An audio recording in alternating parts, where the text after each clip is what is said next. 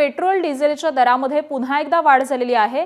Petrol 86 पैसे आणि diesel 83 पैशांनी महागलेले आहे। आत्ताची एक मोठी बातमी आपण पाहतोय। अगदी काहीच दिवसांपूर्वी पेट्रोल आणि डिझेलच्या किमती या 3 रुपयांनी महागलेल्या होत्या आणि त्यानंतर आज पुन्हा एकदा पेट्रोल आणि डिझेलच्या दरामध्ये वाढ झालेली दिसते। पेट्रोल 86 पैसे तर डिझेल 83 पैशांनी महागलेलं दिसून येत आहे। गेल्या आठवड्यामध्येच 3 रुपयांनी पेट्रोलचे दर हे वाढलेले होते आणि त्यानंतर पुन्हा एकदा ही वाढ होताना दिसतेय।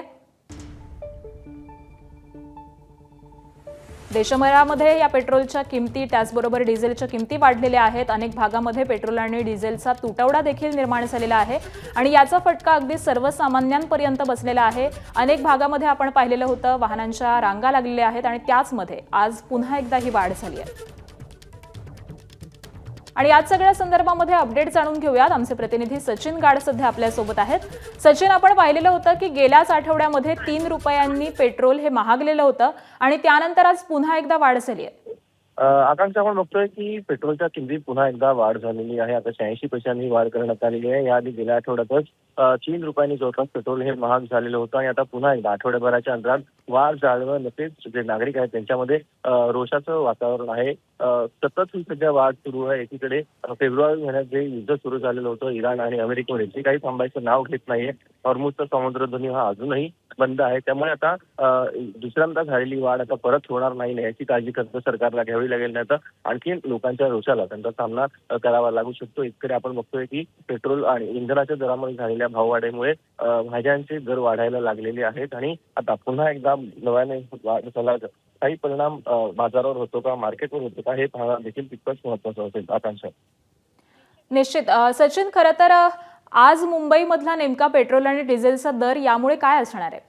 आकांक्षा, याआधीच आपण बघितलं की पेट्रोलचा दर हा 100च्या घरात पोहोचलेला होता। त्यानंतर गेल्या आठवड्यात झालेल्या वाढीमुळे तो 103च्या आसपास पोहोचलेला होता आणि आता पुन्हा एकदा जवळपास 1 रुपयाची वाढ ही झाल्यामुळे सध्याचा मुंबईतील पेट्रोलचा दर हा 104च्या घरात गेलेला आपल्याला पाहायला मिळतो। आकांक्षा, अगदी सचिन, तुम्ही म्हणताय तसं 104च्या घरामध्ये हे पेट्रोल गेलेलं आहे आणि त्यामुळे सर्वसामान्यांना कुठेतरी याचा फटका बसणार आहे। अगदी सकाळच्या वेळेमध्ये सगळेच जण नोकरी धंद्यासाठी बाहेर पडत असतात आणि त्याच वेळेस त्यांना या महागाईला सामोरं जावं लागणार आहे। नक्कीच आकांक्षा, ही तर भाववाढ ही अनपेक्षित म्हणण्यापेक्षा अनपेक्षितच म्हणावी लागेल। आपण बघतोय की गेल्या वेळेला जे भाव वाढले त्याची देखील कोणतीही कल्पना ही नागरिकांना देण्यात आलेली नव्हती। अचानक जेव्हा रात्रीच्या सुमारास ही वाढ करण्यात आली आणि जेव्हा सकाळच्या वेळेला लोक आपली गाडी घेऊन जेव्हा पेट्रोल पंपावर पोहोचले तेव्हा अचानक अशा प्रकारची वाढ झालेली त्यांना दिसून आली। त्यावेळेला देखील आपण जेव्हा मुंबईकरांशी बोलण्याचा प्रयत्न केला तेव्हा त्यांनी नाराजी व्यक्त केलेली होती। आता देखील आपण बघतोय की अचानक ही वाढ जाहीर करण्यात आलेली आहे। त्यामुळे नक्कीच आज जेव्हा लोक त्यांची वाहनं घेऊन पेट्रोल पंपावरती इंधन भरायला जातील तेव्हा नक्कीच त्यांना देखील धक्का बसेल की एका आठवड्याच्या अंतामध्ये पुन्हा एकदा वाढ झाल्यामुळे त्यांच्या प्रतिक्रिया काय आहेत हे जाणून घेणं नक्कीच महत्त्वाचं असेल। आकांक्षा, निश्चित, त्यामुळे या सर्वसामान्यांच्या प्रतिक्रिया नेमक्या काय आहेत हे जाणून घेणं महत्त्वाचं असेल। खरं तर सचिन, आपण पाहिलेलं होतं की पंतप्रधान नरेंद्र मोदी यांनी गेल्याच आठवड्यामध्ये आवाहन केलेलं होतं की इंधनाची बचत करा किंवा सार्वजनिक वाहतुकीचा प्रामुख्याने वापर करा आणि त्यामुळे मुंबईसारखी जी शहरं आहेत की ज्या ठिकाणी मेट्रो आहे, लोकल आहेत, अशा सेवांवरती आता याचा काही परिणाम होईल का? यामध्ये लोक जास्त जाऊन त्याचा वापर करतील का? काय एकूण आता चित्र दिसतंय?